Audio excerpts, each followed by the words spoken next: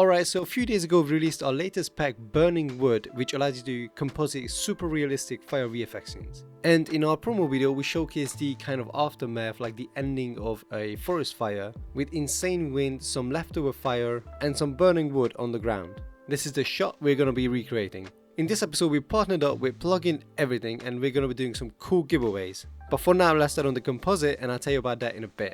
Make sure the project is in 32 bits.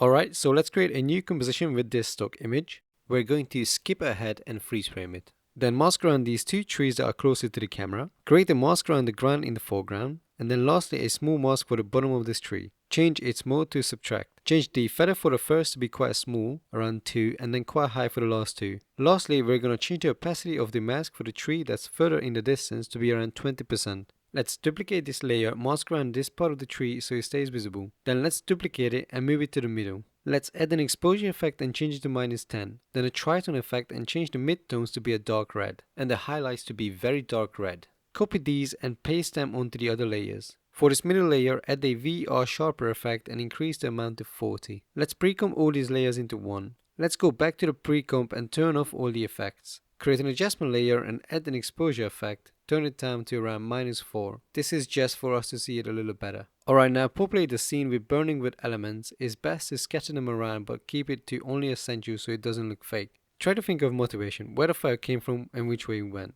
In this case, here's the ones I used for this scene. I also added some fire elements from our structure fire wooden ceiling pack, and specifically our windy ceiling fire and behind wall elements, which fit perfectly on logs scattered around the ground. Let's pre-compose all the fire layers as well. Now let's turn off the adjustment layer we did in the footage pre-comp and turn on the effects for the individual layers. Let's add an adjustment layer and add the deep glow effect. Go to Input and open up Mask and select the fire pre-comp, then open up Style and then Tint. Enable it and change the color to a darker orange. This is the exact color I used. And then reduce the mix to 70%. Alright, so as you can tell, this plugin is mental. So quickly you can achieve such a realistic and good looking glow. So before we continue, let me tell you about the giveaway. There's going to be 10 winners and we want you to be able to start creating straight away. So we are going to be giving away our Master VFX bundle to 2 people and a free copy of Deep Glow. And the other 8 people will have the option to choose any pack from our site and also a free copy of Deep Glow. To win, all you have to do is comment what you've been up to. And definitely check out Plugin Everything. They have some amazing plugins to speed up your workflow and to let compositors and graphic designers just sleep a tiny bit more. Just a little bit more. Let's move on to smoke. I'm going to grab these 2 smoke elements from our Smoke Volume 1 pack and place them in the upper area as these are going to cover the background. Scale them up and just move them around to find the best placement. Let's add the unmold effect to both of the layers and then pre-comp them. This just makes it transparent. Then draw a mask to cut off the bottom and feather the edges. Then reduce the opacity to 30%. Add a tritone effect and make the highlights to orange. This is the exact color from my scene. Let's pre-comp this layer again. Then drag the smoke pre-comp to the bottom to be behind the foreground layers. Let's duplicate the glow adjustment layer.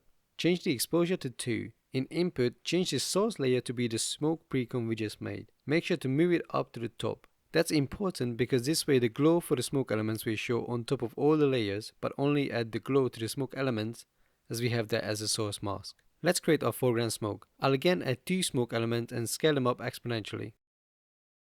Once again, add the unmold effect and pre-compose these 2 layers. For smoke 13, I'll make a mask and just slightly cut off the bottom part and feather it a huge amount. Copy the tritone effect from the other smoke pre-comp and paste it on this one, and then pre-compose again.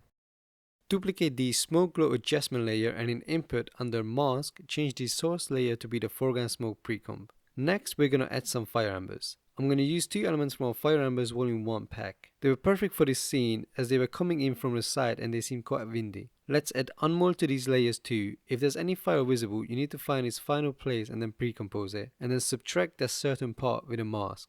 Let's pre-compose these fire ember layers. I'm going to call it Fire Embers Foreground. Let's duplicate the first glow adjustment layer, place it above the Fire Embers Foreground layer and change its mask to the Fire Embers layer. I also went back to the fire layer and added fire embers to different areas further in the back to add more details. Now the reason I made the shot this way, having different elements like fire, smoke, fire embers separately, is to be able to control glow individually. Now let me just show you before and after the glow using Deep Glow. It really just makes the shot look real and cinematic. Anyway, let's continue. Create a new black solid and drag it to the very bottom. Create a new adjustment layer and make sure it is at the very top. Add lumetri colors. Let's increase the exposure to 2 and the contrast to 60. And finally, we can select everything and pre-compose it all. Create an adjustment layer and add a transform effect to it. Add the keyframe to position and scale for the beginning of the timeline. Then scroll ahead and add some digital zoom by increasing the scale. And to keep the bottom part in throughout the shot, I just animated the position to go downwards. Lastly, to add the intense shake, just simply add an expression to the anchor point and type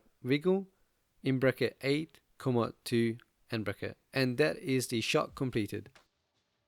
Alright, so that is it for the video. Thank you for watching. Don't forget to comment for a chance to win the giveaway. Goodbye.